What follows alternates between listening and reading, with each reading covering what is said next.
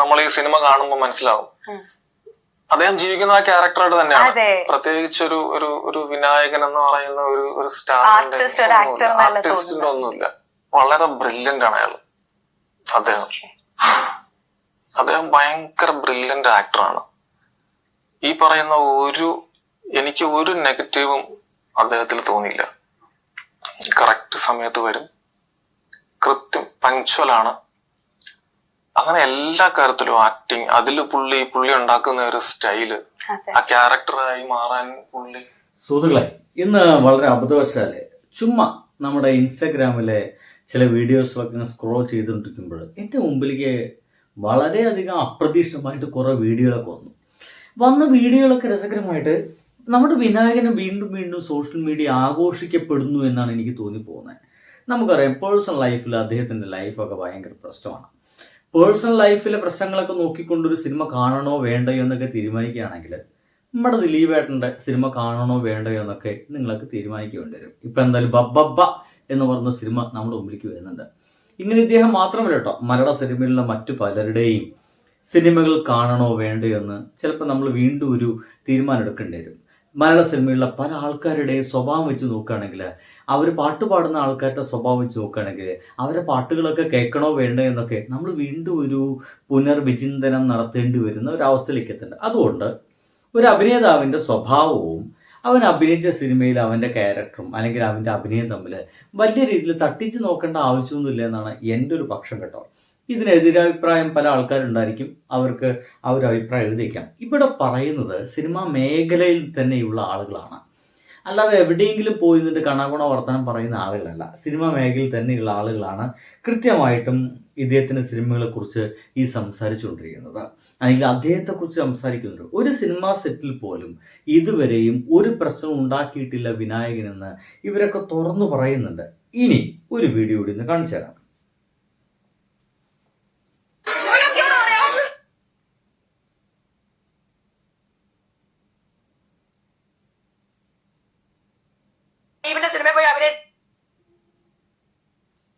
സിനിമയിൽ പോയി അഭിനയിച്ച ലാലേട്ടനെ എനിക്ക് ഒരു താല്പര്യമില്ല. അയാളൊക്കെ എന്തോന്ന് മഹാനാടൻ. അയാൾക്കൊക്കെ എന്തെങ്കിലും നിലപാടുണ്ടോ മോഹൻലാൽ എന്നൊക്കെ പറഞ്ഞിട്ട്? അവനൊക്കെ വെറും മൈരാറല്ലേ, അവനൊക്കെ ഗ്ലോറിഫൈ ചെയ്തോട്ടെ, നമുക്കെന്താ. അഖിൽ മാരാറില്ല, അഖിൽ മൈരാർ. പക്ഷെ ദിലീപ് ഭാഗമായി സിനിമ കാണില്ല. കാരണം ദിലീപ് റേപ്പിന് വേണ്ടി കൊട്ടേഷൻ കൊടുത്ത ആളാണ്. ദിലീപ് അതിജീവിതയെ അത്രയും ഇല്ലാതാക്കാൻ ശ്രമിച്ച ആളാണ്. ബാക്കിയുള്ള ആൾക്കാർ അവസരങ്ങൾ നഷ്ടപ്പെടുത്തിയ ആളാണ്. സിനിമാ മേഖലയിലെ മൊത്തം പിടിച്ചു നിർത്തുന്ന ലോബിയാണ്. അതുകൊണ്ട് ദിലീപിന്റെ സിനിമകൾ ബഹിഷ്കരിക്കും. ദിലീപ് സിനിമയിൽ നിന്ന് മാറ്റി നിർത്തിയ ആളുകൾ. ഇതാണ് ഈ ഒരു പെൺകുട്ടിയുടെ അഭിപ്രായം കേട്ടോ. ദിലീപിന്റെ സിനിമയെ ബഹിഷ്കരിക്കാനോ അദ്ദേഹത്തെ മാറ്റി നിർത്തപ്പെടാൻ വേണ്ടിയിട്ട് അവർക്ക് കൃത്യമായിട്ടുള്ള അഭിപ്രായങ്ങളുണ്ട്. അവരുടെ അഭിപ്രായത്തെ നമ്മൾ മാനിക്കണം. അല്ലെങ്കിൽ അവരൊരു അഭിപ്രായം പറയുമ്പോൾ അതിനെ പച്ചത്തെറി വിളിച്ചുകൊണ്ട് വലിയ കാര്യമൊന്നുമില്ല. ആ ഒരു വീഡിയോയ്ക്ക് താഴെ കമന്റുകളിൽ ഈ പെൺകുട്ടിക്കെതിരെയുള്ള പച്ചത്തെറികൾ മാത്രമാണ് കാണുന്നത്. എന്തായാലും ഇവർ കുറ്റം പറയുന്നത് നമ്മുടെ മോഹൻലാലിനാണ്. ഈ ദിലീപ് എന്ന് പറയുന്ന ഈ ഒരു കുറ്റവാളിയോടൊപ്പം അല്ലെങ്കിൽ ആരോപിക്കപ്പെട്ട ഈ ഒരു വ്യക്തിയോടൊപ്പം അഭിനയിക്കാൻ നാണോ മാനില്ല ലാലേട്ട എന്നൊക്കെയാണ് ഇവർ പറഞ്ഞു എന്ന് പറയുന്നത്. അവസാനം അഖിൽ മാരാറിന് അഖിൽ ഡാഷ് എന്ന വിളിപ്പേരൊക്കെ ഇവർ വിളിക്കുന്നുണ്ട്. പക്ഷേ നമുക്ക് വിനായകൻ തന്നെ വരാം. നോക്കൂ, ഇത്രയധികം പ്രശ്നമുണ്ടായ ദിലീപ് ഒരു സിനിമയിലേക്ക് വീണ്ടും അഭിനയിക്കുക വരുന്ന സമയത്ത് അവൻ്റെ വീഡിയോയ്ക്ക് താഴെ ഇത്തരത്തിലുള്ള ആക്രോശങ്ങളൊന്നും അധികം കാണാറില്ല. അദ്ദേഹത്തിൻ്റെ പോസ്റ്റിന് താഴെ ഇത്തരത്തിലുള്ള ആക്രോശങ്ങൾ കാണാറില്ല. വളരെ മാന്യമായിട്ടാണ് കരഞ്ഞുകൊണ്ടൊക്കെ സ്ത്രീകളൊക്കെ ഇപ്പോൾ ദിലീപിനെ സ്വീകരിക്കുന്നത്.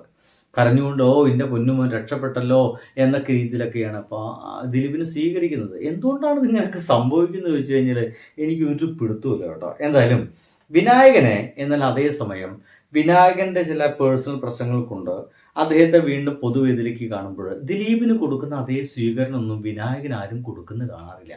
അതെന്തുകൊണ്ടാണെന്നും എനിക്ക് മനസ്സിലാവുന്നില്ല. രണ്ട് തലത്തിലാണ് നമ്മുടെ ആളുകളൊക്കെ മനസ്സിലാക്കി വെക്കുന്നത്. അതായത് വെളുത്തവൻ്റെ ഒരു പക്ഷമുണ്ട്, അത് ചില ആളുകളൊക്കെ വളരെ മാന്യമായിട്ട് നീതിപൂർവ്വവും വെളുത്തവരോട് പെരുമാറുകയും കറുത്തവർക്ക് വേറൊരു പക്ഷമാണെന്നും അവരോട് നമുക്ക് എങ്ങനെ വേണമെങ്കിലും പെരുമാറാമെന്നും വേണമെങ്കിൽ കൈചൂണ്ടി സംസാരിക്കാമെന്നുള്ള ഒരു മനോഭാവത്തിലേക്ക് നമ്മുടെ കേരള സമൂഹം എത്തിയിട്ടുണ്ട് എന്നുള്ളതാണ്. കഴിഞ്ഞിട്ടില്ല കേട്ടോ. വിനായകനെ കുറിച്ച് തന്നെയാണ് സാർ വിനായകനെ പോലെ ഒരാളെ എടുത്തിട്ടുള്ളത്. വിനായകനാണെങ്കിലും സോഷ്യലി മലയാളികൾക്ക് ഇഷ്ടമല്ലാത്ത ഒരുപാട് കാര്യങ്ങൾ പുള്ളി ചെയ്ത് കൂട്ടി വെറുപ്പ് സമ്പാദിച്ചിട്ടുള്ള ഒരു സമയമായിരുന്നു. പക്ഷെ മമ്മൂട്ടി കമ്പനിയുടെ ഒരു ഇന്റർവ്യൂവിന് ശേഷം ഒരു ഇഷ്ടം തോന്നി തുടങ്ങിയിട്ട് എനിക്ക് തോന്നുന്നത് വിനായകനായിരിക്കും സിനിമയിൽ നായകൻ. നായകൻ തന്നെ സിനിമയില്. പിന്നെ ഞാൻ ഒരു കാര്യം പറയാൻ, അങ്ങനെ നോക്കുകയാണെങ്കിൽ ഇന്ത്യയിലെ പല നടന്മാരെ വ്യക്തിജീവൻ നോക്കുകയാണെങ്കിൽ നമ്മൾ ഒരു സിനിമ കാണും. തിരശ്ശീല ആക്ടറെ കണ്ടാ പോരെ, വ്യക്തി ജീവിതത്തിൽ അവർ ജീവിതം നമ്മൾ പലരും പലതരത്തില് അത് ആൾക്കാരുടെ വ്യക്തി ജീവിതത്തിന് അയാൾക്ക് എങ്ങനെ ജീവിക്കണം എന്നുള്ളതാണ്. തിരശീലയിൽ നമ്മൾ ആളെ കണ്ടാ പോരെ. മുൻകാലം കേരളത്തിൽ പല കേസുകളിലും പരിപാടി ഉണ്ടായ നടന്മാര് നമ്മൾ കാണുമ്പോൾ ഒരു കൂക്ക് പോലും വിളിക്കാണ്ട് കൈയടിച്ചവരാ ഇതുണ്ട്. അവരെ കഴിവിനെ മാനിക്കുന്ന ആൾക്കാരാ. ഇപ്പൊ നമ്മള് തന്നെ വ്യക്തി ജീവിതത്തിൽ എന്താ സ്വന്തം ആലോചിച്ച് നോക്കി. പേഴ്സണൽ എന്താ നമുക്കൊരു ബോധ്യം ഉണ്ടെങ്കിൽ നമ്മൾ മറ്റുള്ളവരെ അതൊക്കെ ഒരു പേഴ്സണൽ ആയിട്ട് കാര്യം. വിനായകൻ നല്ലൊരു ആക്ടറാണ്, സമ്മതിച്ചു കൊടുത്തേ പറ്റൂ. വിനായകൻ എന്താ പറയാ യൂണിവേഴ്സൽ ഫേസ് ആണ് വിനായകന്. ഞാൻ എന്റെ മനസ്സിൽ യൂണിവേഴ്സൽ ഫേസ് ആണ്. ലോകത്തെ എവിടെ ഒന്നും പ്ലേസ് ചെയ്യാൻ പറ്റുള്ളൂ. ആണല്ലേ? ഇദ്ദേഹത്തിന്റെ അഭിപ്രായത്തിൽ പറയുന്നത് ലോകത്ത് എവിടെ വേണമെങ്കിലും കൊണ്ടുപോയിട്ട് നമുക്ക് പ്ലേസ് ചെയ്യാൻ കഴിയുന്ന ഒരു നടനാണ് വിനായകൻ എന്നുള്ളതാണ്. നമുക്ക് ആളുകൾ ഇങ്ങനെയൊക്കെ സംസാരിക്കാൻ തുടങ്ങിയിരിക്കുന്നു. ഞാൻ പറഞ്ഞ അതേ ഒരു അഭിപ്രായം തന്നെയാണ് ഈ വ്യക്തിക്കുള്ളത്. ഒരാൾ പേഴ്സണൽ ലൈഫിലേക്ക് നമ്മൾ എൻ്റർ ചെയ്ത് നോക്കേണ്ട ആവശ്യമില്ല. അവരെങ്ങനെയാ വെച്ചാൽ അതുകൊണ്ട് പോയിക്കോട്ടെ, നമുക്ക് അവരുടെ സിനിമ കണ്ടാൽ പോരെ എന്നാണ് ഇപ്പോൾ ഇദ്ദേഹം പറയുന്നത്. കഴിഞ്ഞിട്ടില്ലേ, ഇനിയുമുണ്ട് എന്നുള്ളതാണ്. വിനായകൻ ചേട്ടന്റെ ഗുണം എന്താണെന്ന് വെച്ച് കഴിഞ്ഞാൽ വിനായകൻ ചേട്ടന് ഏത് റേഞ്ചിലേക്കും ആ ക്യാരക്ടറിനെ കൊണ്ടുപോകാൻ പറ്റും. യെസ്, കണ്ടോക്കൂ.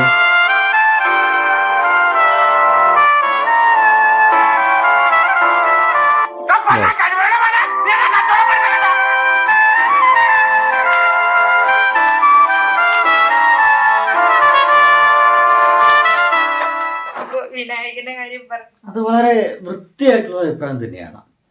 ഏത് റേഞ്ചിലേക്കും വിനായകനെ കൊണ്ടുപോകാൻ കഴിയുമെന്നുള്ളതാണ്. ഇനിയൊരു ചലഞ്ച് പോലെയാണ് എൻ്റെ പ്രിയ സുഹൃത്തുക്കൾക്ക്. വിനായകൻ ചേട്ടൻ അഭിനയിച്ച് കൊള്ളമാക്കി എന്ന് നിങ്ങൾക്ക് തോന്നിയ ഒരു സിനിമയുടെ പേര് നിങ്ങളൊന്ന് എഴുതി വെക്കണം. പ്ലാൻ ചെയ്ത് വിനായകൻ ചേട്ടൻ ആക്ച്വലി ഭയങ്കര കംഫർട്ടാണ് നമുക്ക് വർക്ക് ചെയ്യാൻ. നമ്മള് വിനായകൻ ചേട്ടൻ once into the film into the ക്യാരക്ടറിലേക്ക് വന്നു കഴിഞ്ഞ് കഴിഞ്ഞാൽ ഇഷ്ടം പോലെ കോൺട്രിബ്യൂഷൻ തരും. നമ്മൾ പോലും വിചാരിക്കാത്ത ലെവലിലേക്ക് പുള്ളി ആ ക്യാരക്ടർ കൊണ്ടുപോകും. അങ്ങനെ അത്രയും ഡെഡിക്കേറ്റഡ് ആയിട്ട് നമ്മുടെ കൂടെ നിന്ന് വർക്ക് ചെയ്യുന്ന ഒരാളാണ്. പേഴ്സണലി എനിക്ക് ഇപ്പൊ ഈ പടത്തില് അങ്ങനെ യാതൊരു പ്രോബ്ലമോ ഒന്നും ഉണ്ടായില്ല. നമ്മൾ ഭയങ്കര കോൺട്രിബ്യൂഷൻ ആയിരുന്നു. ആസ് ആൻ ആക്ടർ വിനായകനെ വേറെ ഒരു പെർസ്പെക്റ്റീവ് കൂടെ കാണുന്ന സമയത്ത് എന്താണ് വിനായകനെ കുറിച്ചിട്ട് കുറച്ചും കൂടി പറയാനുള്ളത്? വിനായകനെ കുറിച്ച് കുറച്ചുകൂടി എന്തൊക്കെ പറയാനുണ്ടെന്നൊക്കെയാണ് ഇദ്ദേഹത്തോട് ചോദിക്കുന്നത്. അപ്പോൾ ഇദ്ദേഹം പറയുന്നത്, എൻ്റെ സുഹൃത്തുക്കളെ, ഞാൻ ഇതൊക്കെ ഈ മൂന്നാല് ഒരു ഉദാഹരണങ്ങളൊക്കെ കാണിച്ചു തരുന്നത് വിനായകനെ കുറിച്ചിട്ട് പൊതുസമൂഹത്തിനുള്ള ഒരു ധാരണയോ വർത്തമാനമോ ചിന്താഗതിയോ അല്ല, സിനിമയ്ക്ക് ഉള്ളിലുള്ള ആളുകൾക്ക് എന്നതാണ്. വിനായകനെ കുറിച്ച് ഇദ്ദേഹം തന്നെ കൂടുതൽ പറയുന്നുണ്ട്. ഭയങ്കര നമ്മളെക്കാളൊക്കെ വളരെ സീരിയസ് ആയിട്ട് സിനിമയെ കാണുന്ന അല്ലെങ്കിൽ ഇൻ ഡെപ്ത് ഓഫ് ദ ക്യാരക്ടറിലേക്ക് പോകുന്ന ഒരു ആക്ടറാണ്. കുറച്ചുകൂടി ഫ്ലെക്സിബിൾ ആണെന്ന് ഫീൽ ചെയ്തിട്ടുണ്ട്, അതായത് വർക്ക് ചെയ്യുന്ന സമയത്ത്. ഫ്ലെക്സിബിൾ ആണ് എന്ന് പറഞ്ഞു കഴിഞ്ഞാൽ അതെല്ലാം ഇപ്പൊ വിനായകൻ ചേട്ടന്റെ ഗുണം എന്താണെന്ന് വെച്ച് കഴിഞ്ഞാൽ വിനായകൻ ചേട്ടന് ഏത് റേഞ്ചിലേക്കും ആ ക്യാരക്ടറിനെ കൊണ്ടുപോകാൻ പറ്റും. ഒരു സ്റ്റാൻഡേർഡ്. എന്തായാലും ഇദ്ദേഹത്തിന്റെ ഒരു അഭിപ്രായം ആ രീതിയിലാണ് ഇത് അവസാനിപ്പിക്കുന്നതെങ്കിൽ വേറെയും ഉണ്ട് കേട്ടോ, കാണേണ്ടതാണ്. എന്നാ സാറേ മനസ്സിലായ നടനെന്ന നിലയിൽ വളരെ ഡിസിപ്ലിൻഡ് ആക്ടറാണ്. Very discipline. നമ്മളിപ്പോ ഇത്രയും പടങ്ങളൊന്നുമില്ലേ, വളരെ ഡിസിപ്ലിൻഡ് ആക്ടറാണ്. ധാരാ പറഞ്ഞേ മമ്മൂക്കയാണ്, വേറെ ആരുമല്ലെന്നേ. ഒരു അവാർഡ് കിട്ടുന്ന രീതിയിലാണ് മമ്മൂട്ടി അദ്ദേഹത്തെ കുറിച്ച് പറഞ്ഞത് കേട്ടോ.